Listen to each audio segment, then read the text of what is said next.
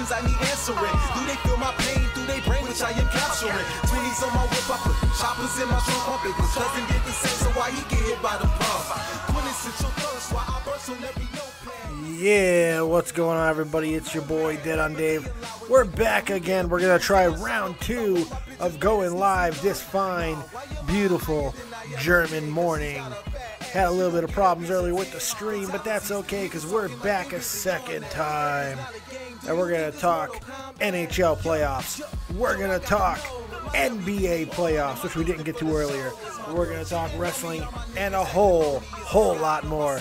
First, I want to say thank you, as always, to my good friend, Real Talk, the Metaphor Messiah, with this I Just Need to Know, which you can find on SoundCloud with the rest of his amazing music. Make sure you check him out. Real Talk on SoundCloud. What a great song.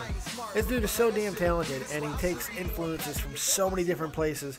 I'm a huge Styx fan, so this just does it for me. I absolutely love this song. I Just Need to Know by Real Talk, the Metaphor Messiah. Check him out on SoundCloud. He is the official Dead on Dave Productions musician. He is the official, boy. Well, we've had an interesting beginning to the morning. Had some stuff going on in the chat. Had a really good conversation with a bunch of people this morning. That was a lot of fun. And then the stream went down. May or may not be because of the infestation of trolls on the internet, but it doesn't really matter because we're back and we're here to talk, and I don't think I'm as nasally as I was earlier, so that's a good thing too. Let's start like we did earlier and touch on some Stanley Cup playoffs, where the New York Rangers staved off elimination in Game 6 to beat the holy hell out of the Tampa Bay Lightning. Oh, and by the way, don't worry if the stream does go down this time. You can always rewatch the entire broadcast because I am this time taking a cue from my boy, Joe Cronin, and I'm recording locally. So I'll have the entire show even if something happens and we lose the stream again. It doesn't matter. So, on to the Rangers as they just put the beat down on the Tampa Bay Lightning. It was ugly. This is the game that I thought that it was very, very possible New York could have. It wouldn't have surprised me if Tampa would have won this game because they were coming off of some momentum. But at the same time, the Rangers are capable of this performance any given night.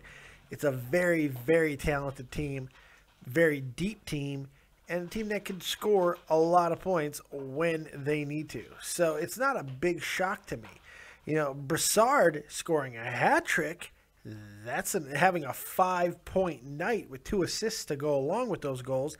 That's pretty freaking impressive. I didn't see that coming. But, the game was close to the third period, and then the Rangers just went off. 5 goals in the third period to really put Tampa Bay away and tie it up in the Eastern Conference Finals, setting it to a decisive Game 7 back in the Garden. Just, I believe, tomorrow night on Thursday night. So it should be a hell of a game. I'm hoping the mighty Blackhawks will be able to do the same in Game 6, but it'll be a little bit reversed because they will be playing in their home ice on Game 6. The Madhouse on Madison will be a rockin' when the Blackhawks and mighty Punks come a knockin'. So that'll be a lot of fun. Can't wait to see that game. That should be very, very exciting as well. Lots going on in the sporting world. Teams going crazy in all kinds of places. But I want to get into some NBA playoffs because we don't talk about it nearly enough. The Cavs absolutely steamroll the Atlanta Falcons. They're not the only Atlanta team named after a bird. The Atlanta Hawks, who were the best team in the regular season in the Eastern Conference, but it was a different series. LeBron, these Cleveland LeBrons are absolutely amazing.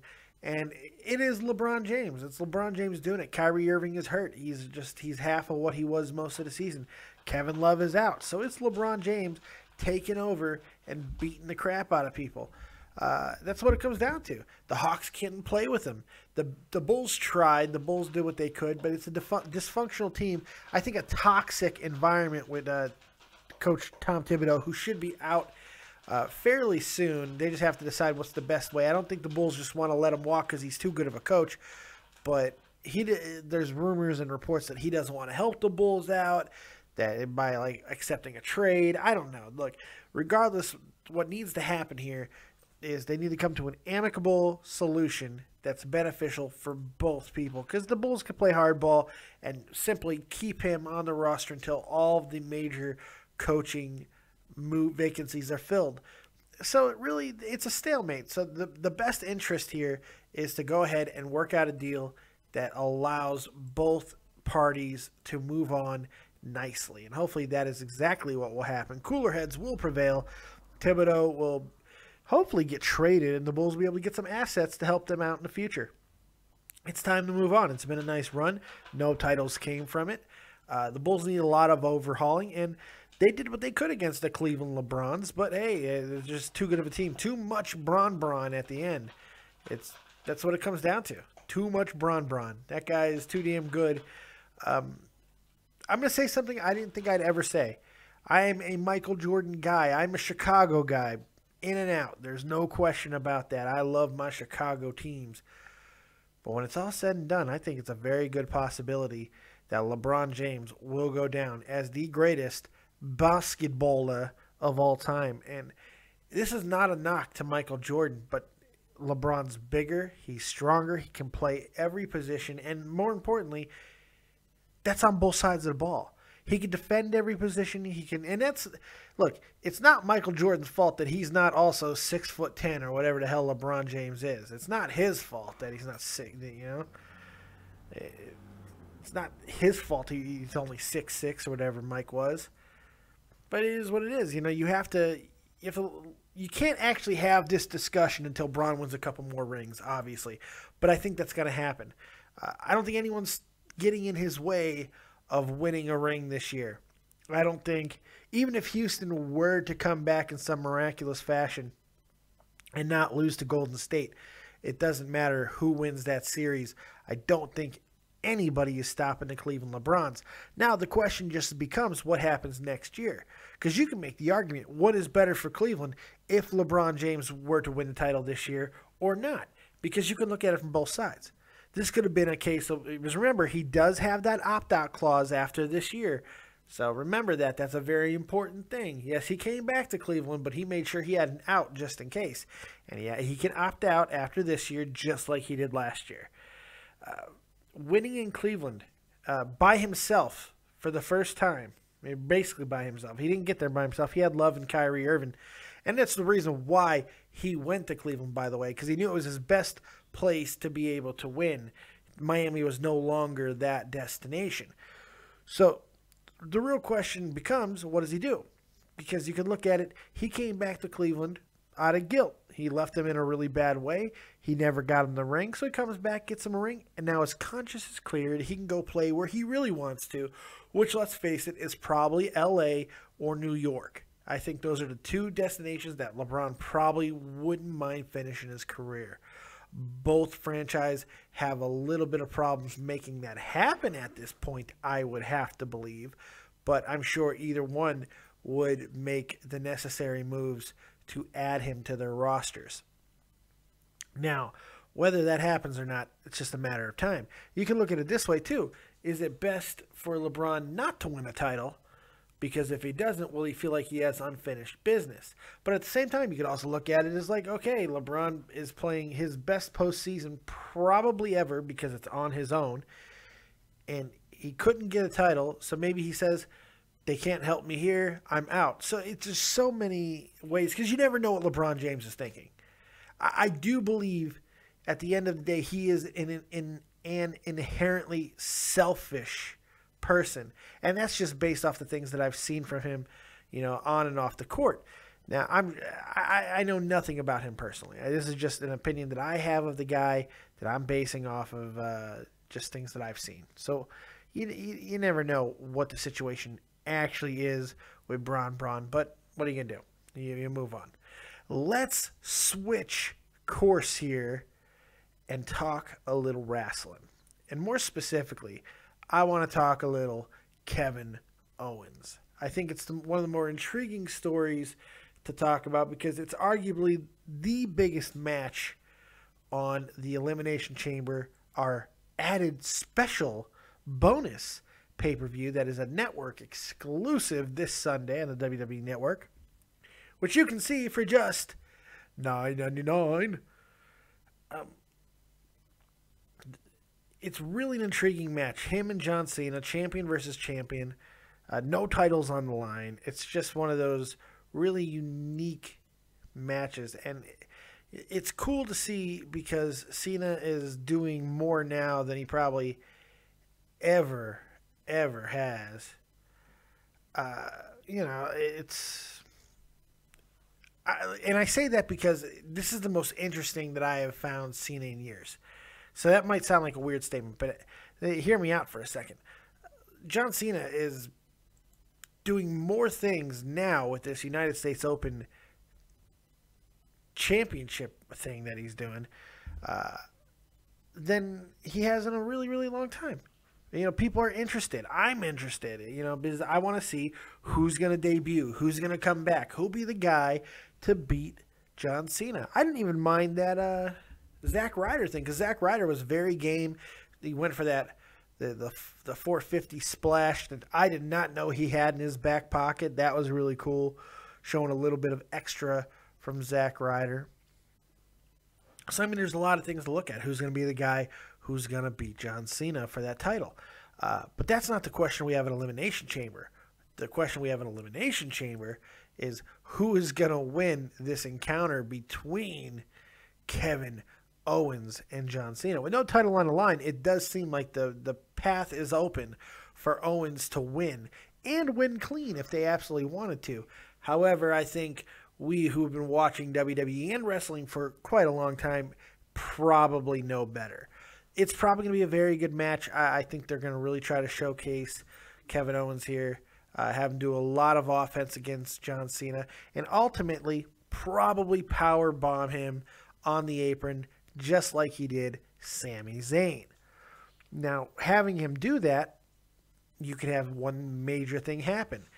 That is Samoa Joe's WWE debut. You can basically do a retread of exactly what you saw at the NXT pay-per-view, but on a much grander scale with Joe coming in and this time getting absolute physical with Mr. Owens. And that would be a lot of fun to see because it adds up to a whole lot of the special booking that we could see.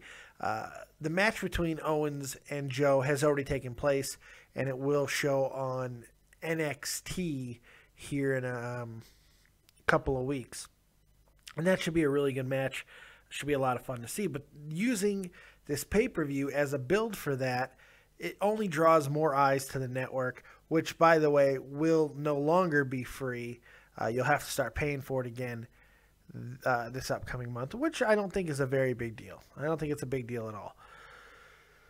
So you have Joe interfere in them, or not interfere, but make the save, and then you could do all kinds of things. Hell, you could have Joe be the man to cash in on John Cena the next night for the United States Open Challenge. Because even if John Cena gets powerbombed, John Cena's whole thing is coming back out and being that fighting champion. So more than likely, he'll come back out and he'll still do it. And you could have Joe or Finn Balor or somebody else be the guy to maybe take the belt off Cena now. Or you simply keep waiting and do something really big around SummerSlam. If you want to keep John Cena as champion, there's nothing wrong with that. He is a draw in what he's doing. My only critique would be stop having him do these 7-minute promos beforehand. It's annoying. It's needless. We hear the same thing out of this man all the time, and it's never that entertaining. In fact, it's quite often very, very annoying. But what are you going to do? It's John Cena. He does what he does. He is the snooze fest when he wants to be, but hell, at other times, he could be downright interesting when he is having great matches with the likes of Sami Zayn and Adrian Neville and, allowing these dudes to really shine. So we'll see how that continues in the future.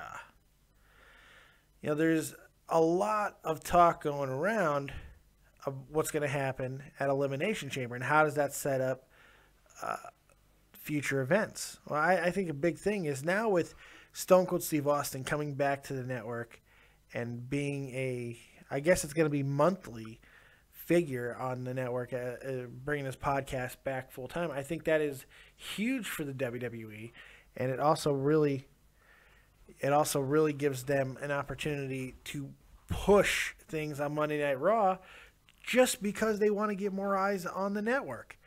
I mean, you think about it. If you have a boring product on Raw, how can you possibly ask people to go to the network after if there's nothing going on that's pushing people there? So we should get a better product on Raw because of what's happening weekly on the network, or monthly in this case, with Mr. Austin. It should be a lot of fun. And you can't tell me for 1 second that you're not excited for Monday night after Raw to see Stone Cold Steve Austin interview Paul Heyman, the Paulrus. That should be a lot of fun. Should be quite interesting what they have to say. They've known each other a very long time, and they're always quite candid with one another. It should be a lot of fun. I want to talk about the Intercontinental title. I'm going to address some of the questions that I got earlier in the chat from the last video that I tried to do. Now it's a little bit later, and most people are probably asleep now, and that's completely okay. I don't blame you. But if you're up and you are watching, go ahead and give me a call on Skype. David Vancura, DavidVancura on Skype. Go ahead and give me a call. I'll take your questions. I ain't got nothing better to do. So I'll take your questions, comment, concerns, gripes, whatever. But I do want to talk about a few things, and one of them being the Intercontinental title situation at Elimination Chamber, where a lot of people are wondering just what the hell is going to happen and why have they booked the people in the match that they have. Well, the first answer to that question is probably Sheamus. Sheamus walks out as champion. I'm almost 100% certain of it. Of course, you can never be 100% certain, but I'm as certain as you can be in the wrestling industry about that. Nobody else makes a lot of sense to win.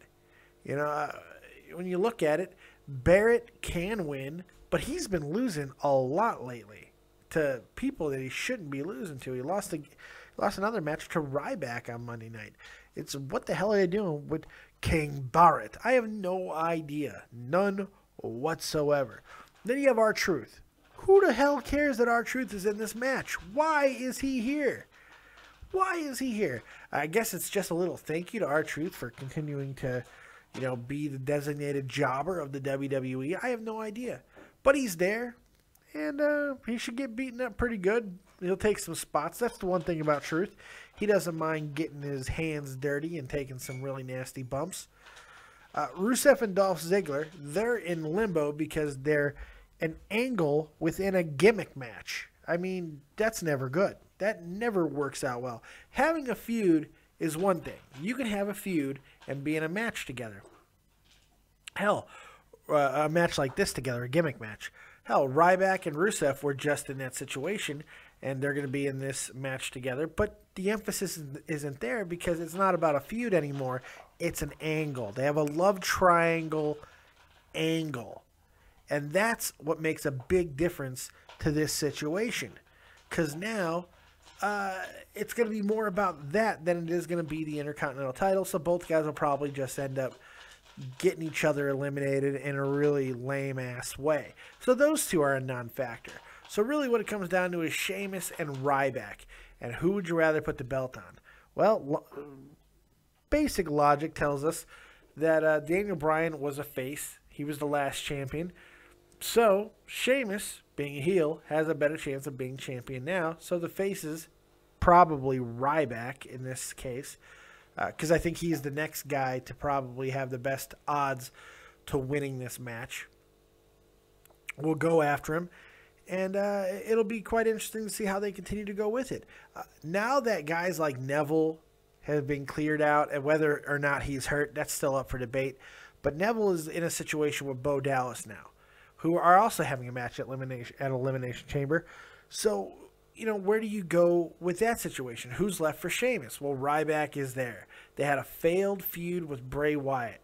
There's another guy, Bray Wyatt, but it looks like he's moving on to the upper portion of the mid-card, or main event card, really, to feud with possibly Randy Orton, who he had a match on the after Raw last week, or Roman Reigns, which looked like was going to be the guy he was going to be into a feud with next, but that didn't happen either. The more I'm taking a look at it, and the fact that they're continuing to have Roman Reigns in every single match with Dean Ambrose, they have another tag team match on SmackDown. The more this happens, the more likely it seems that Roman Reigns is probably going to go heel on Dean Ambrose during the match at Elimination Chamber for the World Heavyweight Championship. It's starting to look that way, and I don't know how I feel about it. I want him to go heel, but I don't know if I want him to go heel in that way, because mainly it's not just that he's going heel, it's taking Dean Ambrose out of the main event picture. And I don't think I'm ready for that yet. I want to see more Dean Ambrose and Seth Rollins, which I think most people do too. So it really comes down to how do they want to book that. I'd rather have him do a double turn situation with a guy like Bray Wyatt, someone who they want to turn face. They wanted to turn face for a long time. So you have Reigns and Wyatt do the double turn. Nothing wrong with that. And that way everything's achieved and they can continue in a feud together, but just in a different light. It's not going to take much to get Reigns booed. He gets booed anyway most of the time. SmackDown he gets cheered, but Raw's it's not working. So you've got to change something up. Wyatt can't have anything sustained, it seems like, and that's mainly because nobody really knows what to do with him. You want to cheer him, but you have to boo him. It's a weird situation. And it's a really awkward corner that WWE is painting themselves into. So you got that. But what does that mean specifically for the World Heavyweight Championship match? What do I think is going to happen there? You could have Seth Rollins go over easily and continue his lackluster title reign.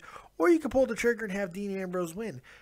Reigns can be involved or he can't. It comes down to however you want to do it. What about the possibility of having Brock Lesnar make his return?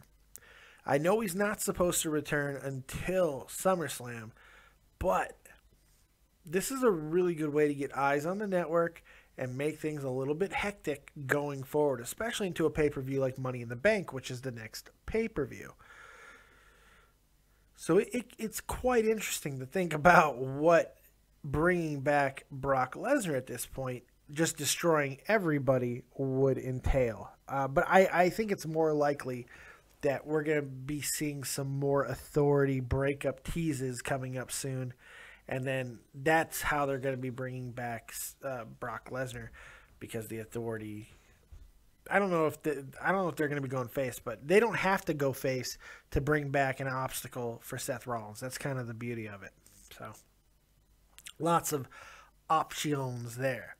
The WWE Tag Team match in the Elimination Chamber. This is becoming a situation that I'm starting to lose interest in, and I'll tell you why. On Raw, they had an absolute retarded match, a 10-on-3 match that turned into absolutely nothing. Apparently on SmackDown, they do a lumberjack match with everyone's lumberjacks except the Lucha Dragons and the Kid and Cesaro. And it's supposed to be a really good match, but we're getting too much of these tag teams together. They're doing the same spots every single match, and honestly, it's getting a little, desensitizing. Who gives a shit? Who cares? Really? Who gives a crap anymore? I don't want to see it. So, hopefully at the pay-per-view itself, we'll see, I don't know, the Los Matadores get taken out by Rowan and Harper and add a little extra dynamic and have those guys go in. I'd love to see them and the New Day have a huge rivalry. That being the match that comes out of this match, to kind of make that go a little bit. The New Day need a new team to feud with. Kid and Cesaro, I don't know what they're going to do with them, but I think this dynamic of those two teams are getting a little bit old. A match that could be well under the radar at Elimination Chamber is the WWE Divas Championship match. Nikki Bella versus Paige versus Naomi. This could be an outstanding match if they let these girls go. We'll see what happens because there's some girls that are knocking on the door from NXT. So they got to get them up soon. If this is a disappointing match, which there is a very good possibility that it is, I think it just makes it more likely that it's time to bring in a Becky Lynch. Time to bring in a Sasha Banks, a Charlotte. Maybe even bring back an Emma. I'm starting to like the idea somebody brought up last week to me. I can't remember who it is. Sorry, I can't give you proper credit for it. About having a NXT female stable. I kind of brushed it off, but the more I think about it, I think it might be the only way. Not even a stable, maybe a semi-stable. Kind of like how the Radicals were introduced. They rolled together for a little bit, but they would wrestle each other if need be. I think that's kind of something that needs to happen and be a lot of fun to see. So we'll see what they decide to do with that situation. I think it's pretty damn interesting, personally. I think they can go a number of different ways. Finally, we have Neville and Bo Dallas. Who gives a crap, right? It's Neville and Bo Dallas. Now, the match matters because they had a hell of a feud in NXT, which most people seem to have forgotten. Why it doesn't matter is because it's Bo fucking Dallas. And nobody believes. Nobody gives a shit. It's Bo Dallas. Sorry. He sucks. He sucks. He's annoying. And his gimmick isn't good. Neville's awesome, but now either he's working with an injury, a legit one, or he's having to sell that he's working with an injury. Either way, it's limiting what is most exciting about him. This is another case of WWE, if it is indeed the case that they are having him work with the injury, of taking away what makes people like them the most, which I just find weird. You're taking away the offensive arsenal, this high-flying weaponry that Neville brings to the table. That's what people want to see. They want to see that. So why take it away? Well, WWE always believes absence makes the heart grow fonder, while in fact, absence makes everybody's fucking insanity grow, and they want to see more. Anyway, but not in a good way. So that was basically I said the same thing, just in a different way. No, it makes them hate you. Yeah, there you go. Absence makes them hate you. I'm a little distracted. I think it's probably because coffee. This whole situation.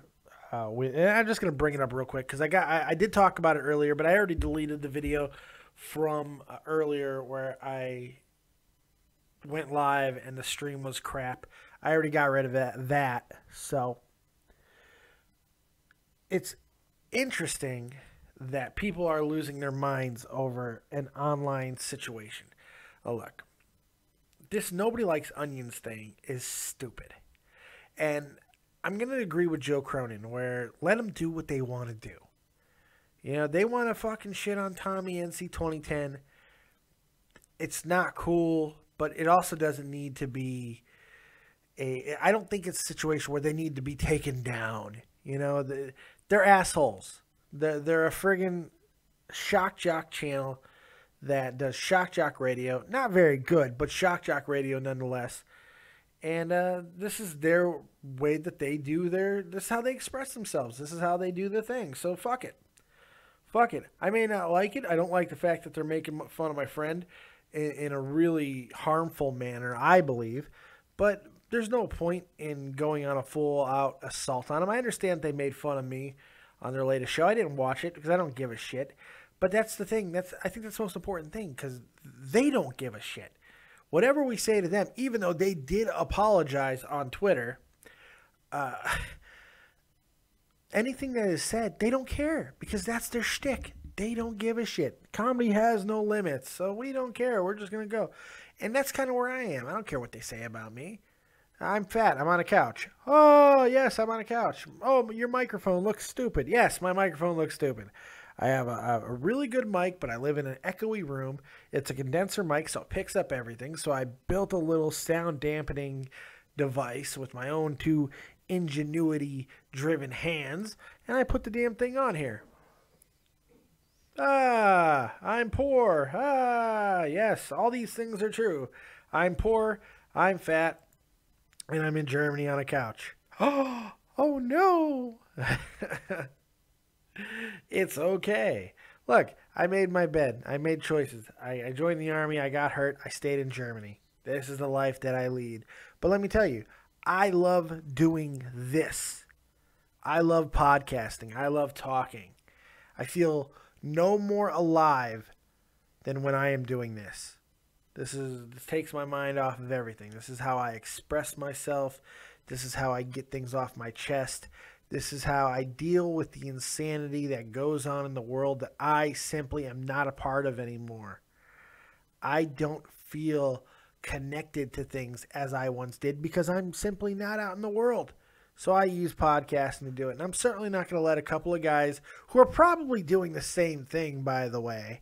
They get the same rush out of what they do that I do of what I do. It just makes them sick. It just makes them fucking probably psychopaths or at the very least, devoid of all empathy. You know, maybe they're sociopaths. Who knows? Who cares? Let them do what they want to do. Don't flag them. Don't go crazy on them. There's no point. I flagged them. I chose to flag them, and I'll say it straight out. I feel that they were abusing YouTube's policy on hate speech. I feel they were abusing a vulnerable figure on the internet. You know, calling his mom a cunt, getting her in the room and calling her a cunt, that's not protected. That's not entertainment. It's just crass and humorless. It's stupid. So, it is what it is. Who cares? Let's let it go. I suggest that everybody out there who's up in arms about it and going crazy, just kind of move on and just let it go.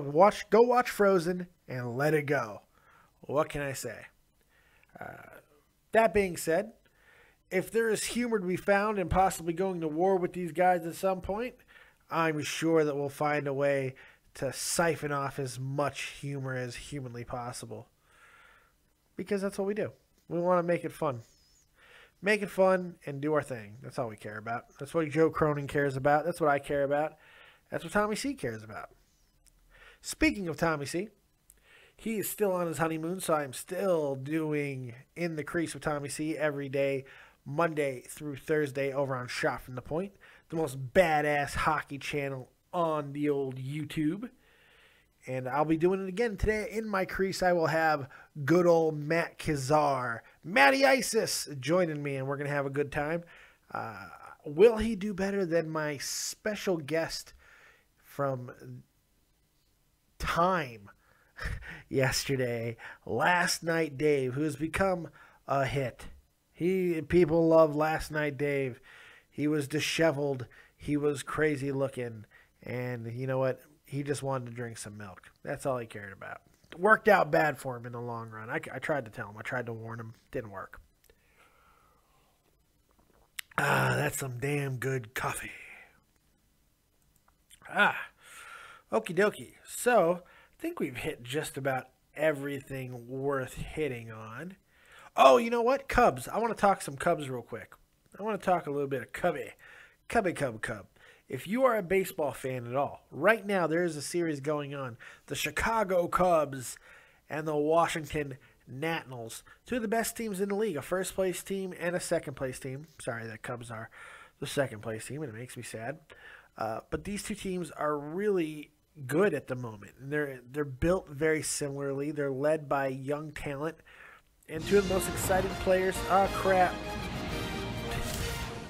Tough to upstage the fact that Rick... Stupid ESPN browser thing. Stupid ESPN. They're led by two of the most exciting players in baseball right now. One being Chris Bryant, and the other being who I think is the best player in baseball at the moment, Bryce Harper. Now, Chris Bryant hit a home run last night that may still be going if there was not a large scoreboard in right field left field, in Chicago at Wrigley Field right now. He hit this thing. They got a huge scoreboard, first time ever. This huge electronic scoreboard, video board in left field. It's huge. It's humongous. It's really, really high. Chris Bryant hit a home run that hit the top of it and looked like it was still on a path, a trajectory when it hit. This thing could have probably traveled 540, 550 feet.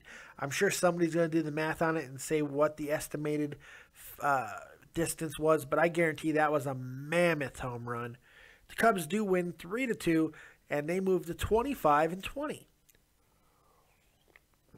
Which makes me all kind of excited because it really does put them in position to start thinking about if they're going to be buyers moving into the next part of the season. And I think they're going to be. I think the Cubs are going to make a move that are going to surprise a lot of people. Will it be Hamels?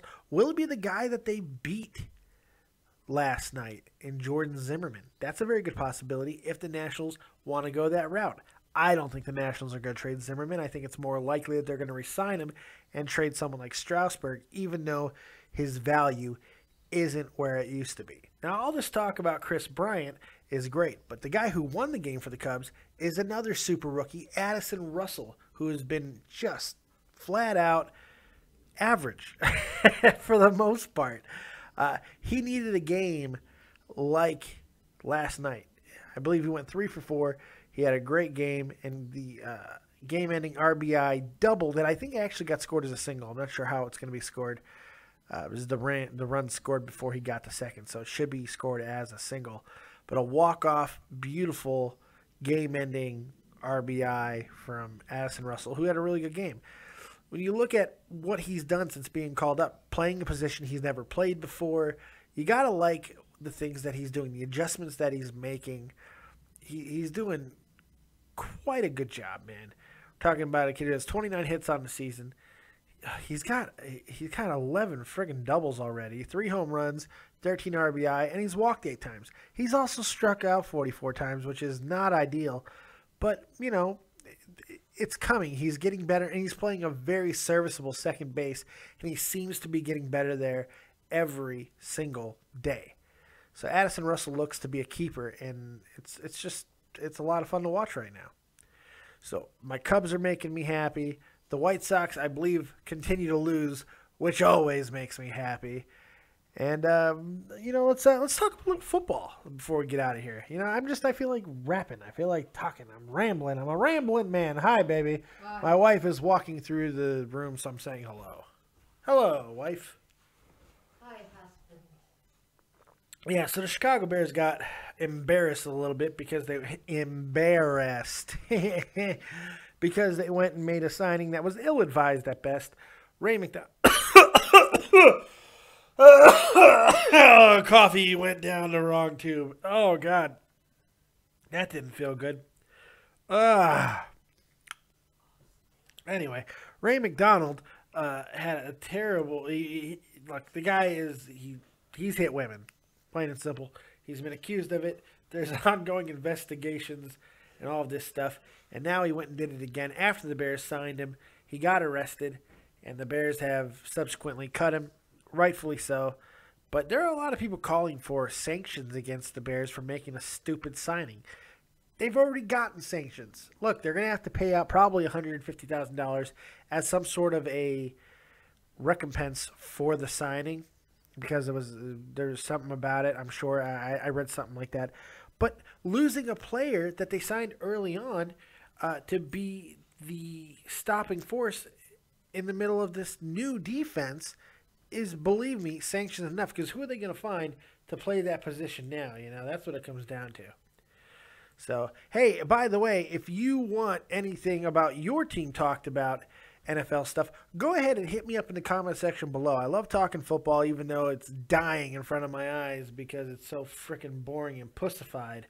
But if you want me to talk whatever your team is, let me know. I'll do a little bit of research, and I'll have a conversation. If you like, you can even call in and have a conversation with me. And I'll tell you why your team probably sucks and why football's futile. Go watch hockey. It's better for you.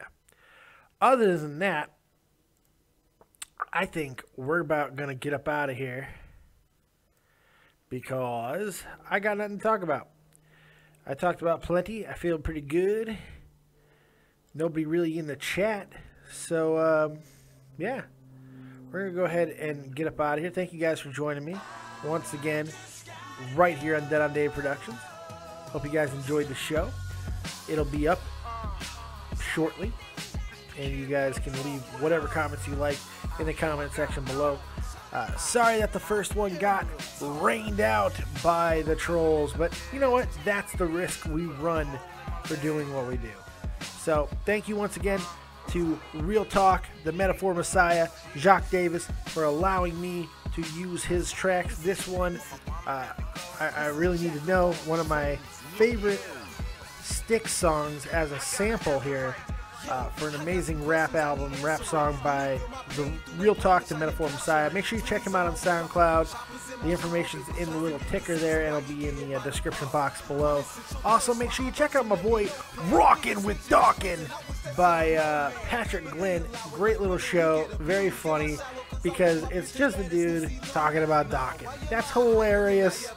He's probably not thinking it's hilarious, but it is. Also, Joe Cronin Show. Make sure you check out the Joe Cronin Show and its eclectic host. Is that the right word there? Eccentric. That's the word. Eclectic. Good one, too. Eccentric host, Joe Cronin, my good friend, and the guy that I co-host for on Monday Night Raw and pay-per-view reviews over on his channel. So make sure you check that out as well. Jeff Huffman, he's doing great video game videos over at Grand Slam 87. Check his fine ass out. Remember, this show and all shows in the future will be brought to you by Jeff Huffman's Bloody Leg. There it is, and it's glorious. Look at that bloody shin there. Don't you just want to stick your finger in that hole? That's crazy. That's disgusting. Huffman's Bloody Shin. The show's brought to you by that. And the letter Z. I don't know why.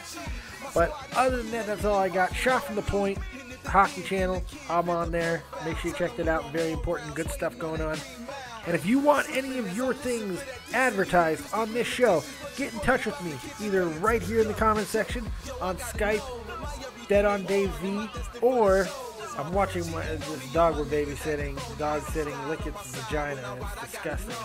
Or on YouTube, Dead on Dave Productions on YouTube. Hit me up and we will get your show, your band, your channel, whatever, advertised right here on Dead on Dave Productions. Other than that, we'll see you next time. Remember, kids, if you don't have talent, have talented friends. I'm out. Peace. Had enough to make a monument, then tried to change up the game like Obama did. Still waiting on the day, losing tolerance. Pigs getting medals for the innocent they collaring. Damn, I was rolling for a 7. I done earned every stripe, I'm a goddamn legend. Niggas slash my chest, miss my heart a couple feet. Diabetes put a hole where my dying with my ass beat. Parents paid the price with their life, dear Nancy. Running through a splinter cell, baby, Tom Clancy. Tell them we ain't through with that, go and grab your biggest cat. Tell them we won't worth that, and death you come and finish this. What? Frustration. Yo, I gotta know, am I everything they want? Am I destined for the show? Is my girl cheating on me? All my niggas acting phony. Is God on my side when I ride? I gotta know. Yo, I gotta know, am I everything they want? Am I destined for the show? Is my girl cheating on me? All my niggas acting phony. Is God on my side when I ride? I gotta know. Yeah. My name real tough. They try to hate on my niggas like, why you make us this way? Real talk the truth, nigga. Real talk the truth, nigga.